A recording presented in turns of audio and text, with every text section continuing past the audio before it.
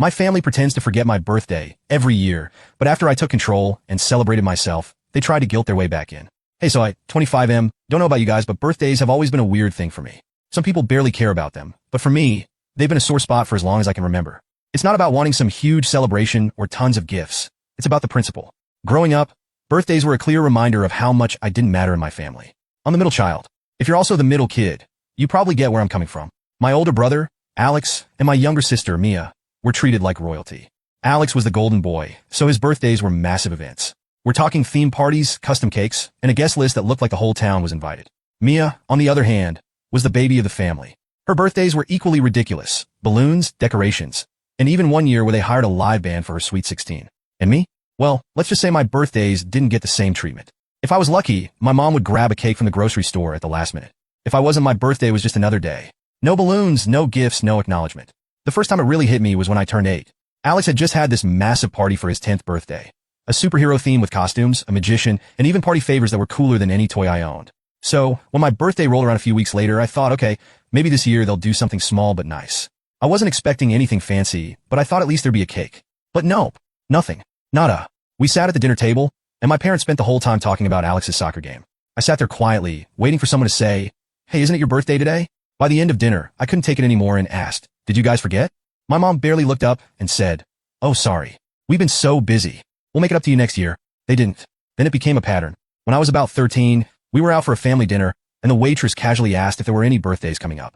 My mom chuckled and said, "Oh, just his, but we're not doing anything big. He's not really the type to need much." I remember sitting there, stunned, as everyone at the table laughed it off like it was some harmless joke. But it wasn't. I had been quietly hoping for something, a dinner, a cake, anything to make me feel special.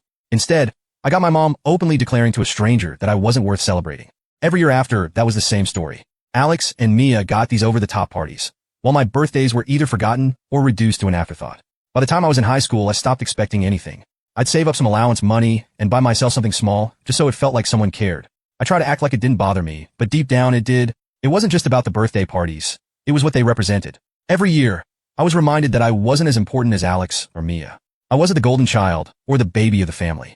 I was just there. One year, when I was about 10, I remember Alex asking for a specific toy for his birthday, and my parents drove hours to find it. A few months later, I asked for a smaller, simpler gift for mine, a book set I'd seen at the local store.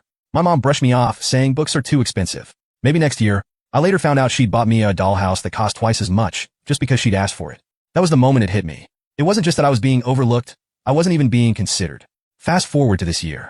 I'm 25 now, working as a software developer, and for the most part, I've got my life together. But those feelings of being overlooked, they don't just go away. They stick with you. And this year, when my birthday was coming up, I realized I was still carrying all that resentment. I thought about how I'd been treated all these years, and something inside me snapped. I wasn't going to sit around waiting for scraps of attention anymore. If my family wasn't going to celebrate me, I'd celebrate myself. But this wasn't just about having a good time. This was about making a statement. After years of being overlooked, I wanted to do something so big, so bold, that they couldn't ignore it. I wanted to take control of the narrative and show them that I wasn't the same quiet, forgotten middle child. That's when I came up with the idea. I was going to throw a party for myself. I won't lie. The idea of throwing a party and going all out almost felt ridiculous. I mean, who spends that much money and effort on their own birthday just to make a point? But this wasn't just about celebrating me. It was about taking back all the years I'd been sidelined and making a statement so bold that my family couldn't ignore it, even if they wanted to. The plan started small. At first, I thought about just treating myself to something nice like a new gadget or a weekend trip. But honestly, that felt hollow.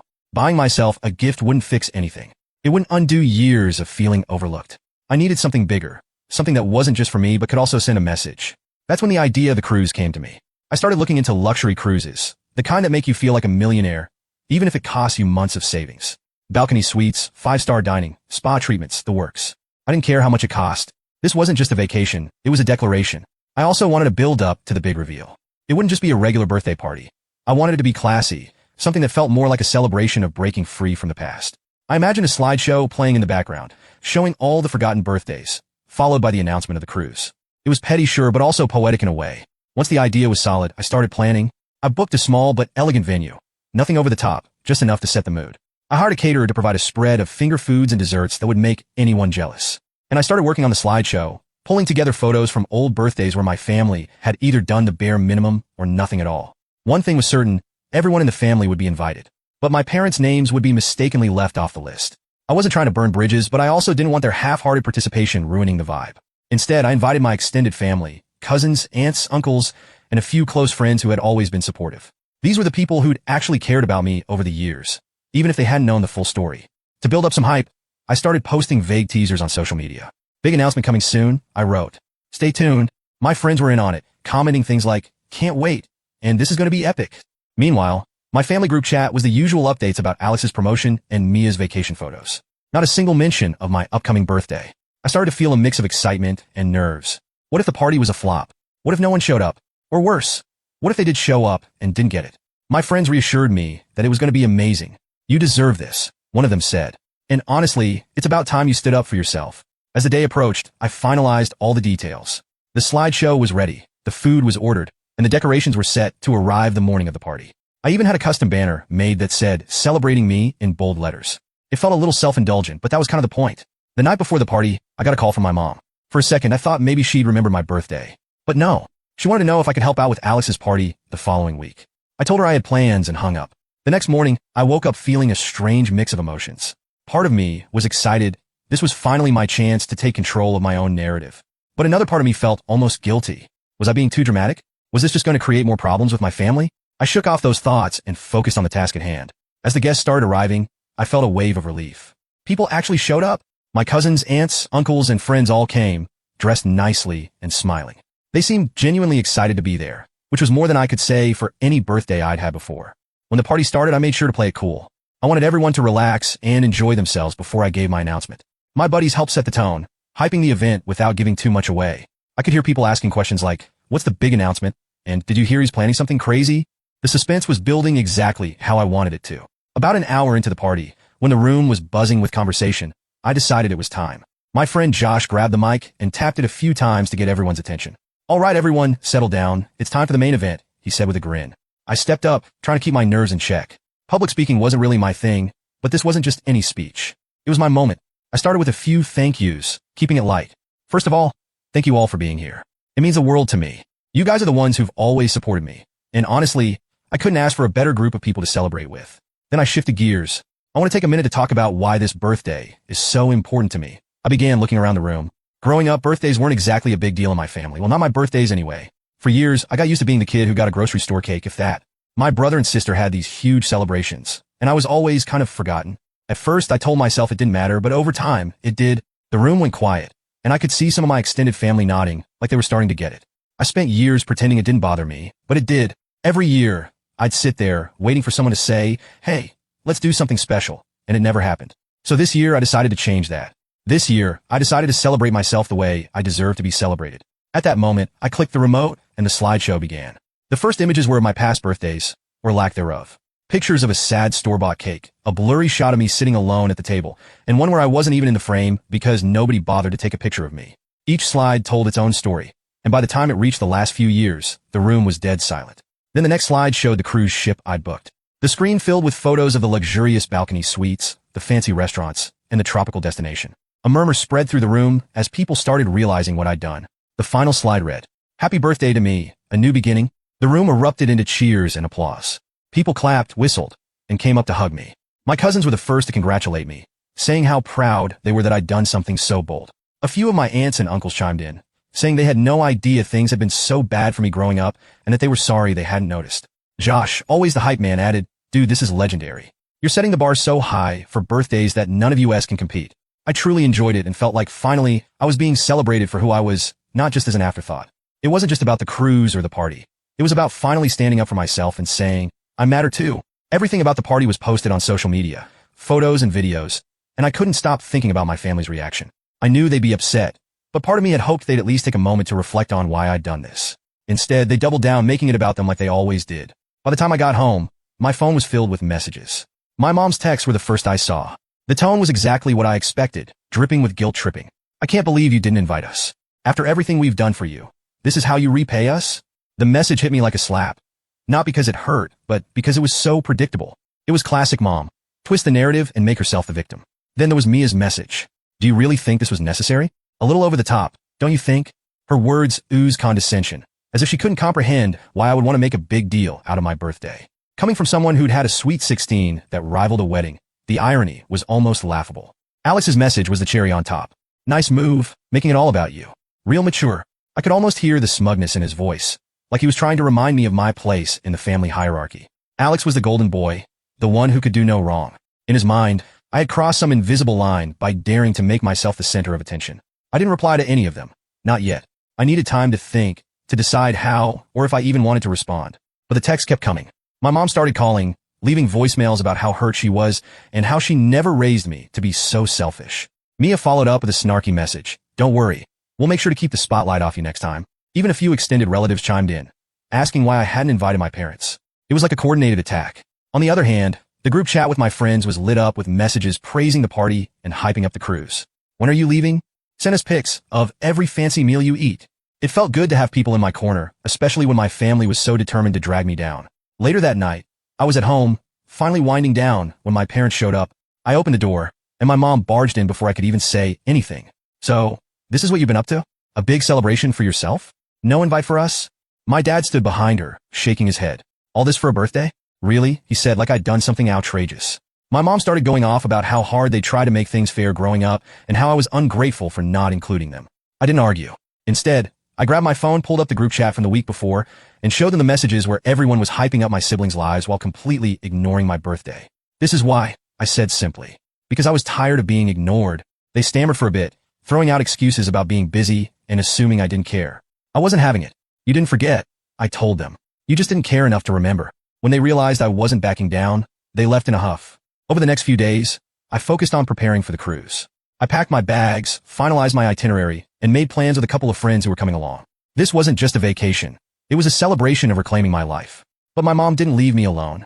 She started calling other relatives, telling them I'd excluded her, and painting herself as the victim. A few aunts and uncles reached out, trying to mediate. You know your mom means well, one of them said.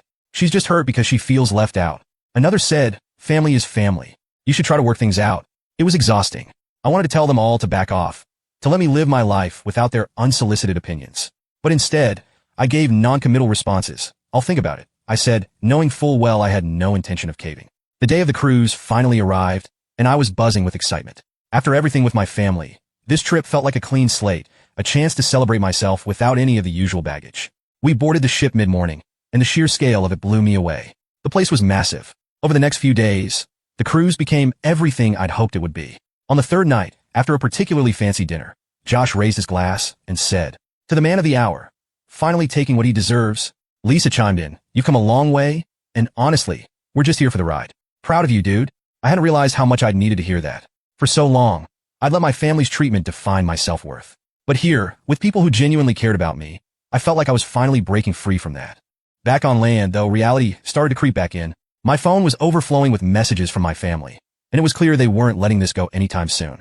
My mom had sent a long, rambling email about how she felt betrayed by my party and how I disrespected the family. Mia sent a sarcastic, hope your little vacation was worth it, while Alex kept it simple. You're unbelievable. It was exhausting. No matter how far I'd come, they still found a way to pull me back into their drama. A few days after getting home, my dad called. It had been radio silent since my mom crashed my place, so I wasn't sure what to expect. At first, he sounded calm.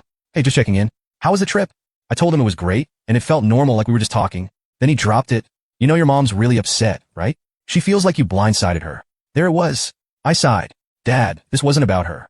It was about me finally celebrating something for myself after years of being ignored. Why does everything have to be about her feelings? He went quiet for a second. I know. I just wish you'd handled it differently. It didn't have to come to this. That was it for me. No, Dad. It didn't. But it did, because you both made it clear, over and over, where I stand in this family. I'm done being the afterthought. The line was silent for a few beats, and then he sighed. All right, he said, if that's how you feel. And he hung up. No apology. Just the same deflection I'd dealt with my whole life. At that moment, I knew I was done. I couldn't keep fighting to prove my worth to people who couldn't see it. Over the next few weeks, I let the ties unravel. I stopped responding to their messages, deleted the group chat, and focused on my own life. Work kept me busy, and my friends reminded me what real support looks like. A few months after the cruise, things were finally starting to feel normal again.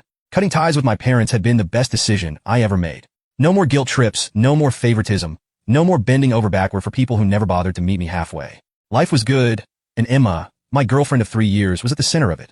She'd seen me through the worst of my family drama and never once made me feel like I wasn't enough. When I proposed, she said yes before I even finished asking. Our wedding planning was simple, small, intimate, just the people who truly cared. My parents and siblings? Not even a thought. After the cruise, I wasn't about to invite the people who'd spent my whole life treating me like I was invisible compared to Alex and Mia. The big day arrived, and everything was perfect. The venue was gorgeous, Emma looked stunning, and the people who mattered most were there to celebrate with us. For once, I felt like I was living my own story, not one where I played second fiddle to my siblings. But just as we were about to start the ceremony, the piece shattered. The doors to the venue slammed open, and there she was, my mom, dragging my dad along like an accessory. She wasn't just there to see or support, she was there to make a scene. So, this is what you've been up to, she said loudly, her voice cutting through the room. Planning a wedding and conveniently forgetting to invite your own parents? Typical. I froze for a second, disbelief washing over me. Then I stepped forward. What are you doing here? I asked, keeping my tone calm but cold. What am I doing here? She shot back, glaring. I'm here because I deserve to be here. After everything we've done for you, this is how you treat us? Like we're nothing? She took a step closer, her voice rising. You think this little stunt makes you look good? Everyone's talking about your cruise and this ridiculous wedding. Do you know how embarrassing it was to hear our friends ask why we weren't invited? You made us look like bad parents. She sneered, her voice dripping with disdain. You've always been petty, but this takes it to another level. No wonder Alex and Mia have surpassed you in life. You've always been too self-centered to succeed. Her words, her screaming, and the complete lack of awareness. It was all too much. I clenched my fist, trying to stay calm. Embarrassing? You think this is about you being embarrassed? This isn't about you. It never was. But you couldn't stand the idea of not being the center of attention, could you? The room went silent as all eyes turned to her. My dad stood off to the side, avoiding eye contact as if he wanted to disappear. Typical. He'd never stood up to her for anything, not even when she treated me like I was an afterthought for my entire life. This isn't about you, I said, my patience wearing thin. This is my wedding. You weren't invited because I wasn't going to let you ruin it. Ruin it, she snapped. You ruined this family when you started acting like a victim. You think you've had it so hard? We did everything for you.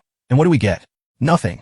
Meanwhile, Mark gets a promotion, Sarah graduates, and you throw a tantrum because we didn't throw you a party. There it was plain as ever. Even now, at my wedding, she couldn't stop comparing me to them. This isn't about Mark or Sarah, I said, my voice sharper now. This is about you never caring about me the way you cared about them. You spent my whole life making sure they came first. I got tired of being your afterthought. The tension in the room was palpable. Some of my friends and extended family started murmuring, clearly uncomfortable with the scene. My mom, though, wasn't done. She turned to Emma and sneered, good luck dealing with this one. He's been bitter his whole life. Don't say I didn't warn you. That was it. I stepped closer, my tone firm. Mom, leave. Now. You've made your point. You don't care about me. You care about control. But this isn't your day, and you're not going to ruin it. My mom stood there for a moment, stunned. Then she looked at my dad. Are you just going to stand there? She demanded. He muttered something about not wanting to make it worse and avoided eye contact. With one last huff, she turned and stormed out, dragging him along. A few guests, clearly uncomfortable with the scene, started to quietly gather their things and head for the door. I caught a couple of apologetic glances, but I didn't stop them. I wasn't about to let her outburst ruin the night for the people who actually cared about us. I turned back to Emma, who smiled at me softly, her calm presence grounding me. Let's do this, she said. And just like that, the day was back on track. For the rest of the night, I focused on the people who mattered. Emma, our friends, and the family who'd shown up for us. My mom's stunt didn't ruin the day. If anything, it reminded me exactly why I made the choice to cut ties. This was about us, our new beginning, and the life we were building together. A few days after her uninvited appearance at my wedding, my dad called. I wasn't surprised. He always played the middleman when things got messy with my mom. Still, I wasn't prepared for the conversation. Hey kiddo, he started, as if nothing had happened. How's married life treating you? It's good, I said, waiting for the real reason he'd called. There was a pause before he cleared his throat. Look, about the wedding, your mom's pretty upset. Dad, she crashed my wedding. Uninvited, I said. I know, he replied quickly, as if trying to pacify me. But you have to understand where she's coming from. She felt hurt, excluded. She just wanted to be part of your big day. I couldn't believe what I was hearing. Part of it? She showed up, made a scene, and embarrassed me in front of everyone. Dad, how is that okay? Well, he said, hesitating. She wasn't thinking clearly. You know how emotional she can get. But honestly, don't you think you could have handled things differently? Maybe given her a heads up? I mean, you know how much she loves you, even if she doesn't always show it the right way. I try to keep my cool. Handled it differently? Are you serious? I didn't invite her for a reason. She spent my whole life putting Alex and Mia first, and you've just let her. Now she's throwing tantrums because I finally stood up for myself. That's not fair, he said, his tone defensive now. Your mom's done a lot for this family. You can't blame her for wanting some acknowledgement. And honestly, the way you've been shutting us out, it hurts, kiddo. We're your family. You're really making this my fault? I said, my voice rising. She's never been there for me the way she has for Alex and Mia. She humiliated me on my wedding day, and you're still trying to defend her. She's your mother, he said firmly, as if that explained everything. Family isn't perfect, but you can't just cut us out like this. You'll regret it someday. That was it for me. No, Dad. What I regret is spending years trying to win your approval. I'm done with the guilt trips and the excuses. If you can't see why I'm standing up for myself now, then maybe you're part of the problem too. After all this, I couldn't take it anymore. The messages my mom sent after the wedding, and her being completely oblivious to how much damage she'd done, were the final straw. I needed to confront her. She needed to understand that I wasn't going to tolerate her behavior anymore. I drove to her house that evening, rehearsing what I was going to say. By the time I arrived, my frustration had boiled over, and I was ready to lay it all out. I knocked on the door, and when she opened it, her face immediately shifted to that smug, condescending look she'd perfected over the years. "Well, look who decided to finally show up," she said, crossing her arms. "I was starting to think you'd forgotten about me entirely. I didn't bother with small talk. We need to talk. Now." She stepped aside, and I walked in, my words already forming in my head. "You don't show up at my wedding like that," I said, turning to face her. "What you did was completely unacceptable." She looked shocked that I confronted her like that. "Excuse me? I had every right to be there. I'm your mother. If you had just invited me in the first place, I wouldn't have had to." I laughed bitterly. "Had to? No, you didn't have to do anything. You chose to crash my wedding because you couldn't stand the fact that it wasn't about you. That day was supposed to be about Emma and me, and you turned it into a spectacle." She scoffed. "Oh, please, you're being dramatic. All I did was show up to support you. Something a good mother does, by the way. And this is how you thank me. Support?" I said, my voice rising. "You call barging in uninvited and causing a scene support? You spent my entire life treating Mark and Sarah like royalty while I got ignored. And now you expect me to believe you were there for me?" Her tone turned sharp, her words colder than I expected. "I've always treated you fairly, but let's be honest. Mark and Sarah deserve the attention they got. They've always been more responsible, more successful, and frankly, easier to support. I gave them what they earned." I froze, disbelief washing over me. "What?" I said, my voice steady but laced with anger. "You're saying they earned your love and attention? That I didn't deserve to be treated the same because I wasn't good enough in your eyes?" She shrugged, completely unapologetic. "I didn't say you weren't good enough, but they've always worked harder, accomplished more, and they never made everything so difficult. You can't expect me to give you the same effort when you didn't show the same promise." I laughed bitterly, the years of frustration bubbling to the surface. "So it's a competition now? You played favorites because I wasn't the golden child you wanted me to be." Her face twisted with annoyance. "Call it whatever you want, but life isn't fair, and I did what I thought was best. If you're upset about that, maybe you should have worked harder to deserve it." I couldn't believe what I was hearing. "Worked harder? Mom, I spent my whole life trying to earn your approval, only to watch you throw party after party for Mark and Sarah while I got excuses and grocery store cakes. And now you're telling me that was my fault? That I didn't deserve the same love and care because I wasn't enough for you?" Her expression didn't change. "That's life. You don't always get what you want." I took a deep breath, the frustration boiling over into clarity. "You're right, Mom. I didn't get what I wanted from you. And now you're not going to get what you want from me. I'm done. Done trying to fit into a family where I'll never matter as much as Mark and Sarah." Her eyes narrowed. "And what's that supposed to mean?" "It means I'm cutting ties," I said firmly. "You've made it clear where I stand in this family, and now I'm making my own priorities clear. Don't call me, don't email me, don't show up uninvited again. I'm done." She sneered, the entitlement radiating off her.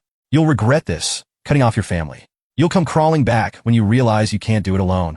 I stepped toward the door, my voice calm but final. "I've been doing it alone for years, Mom.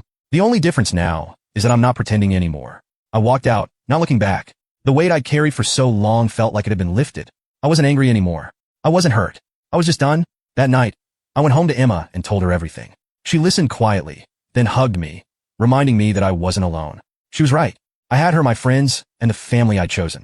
For the first time, I felt like I could finally move forward on my terms, without the baggage of a family that never truly valued me.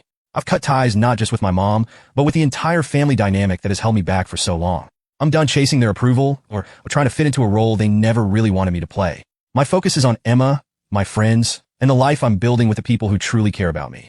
To everyone who stuck with me until the end of the post, thank you. Your support, advice, and understanding mean more than I can express.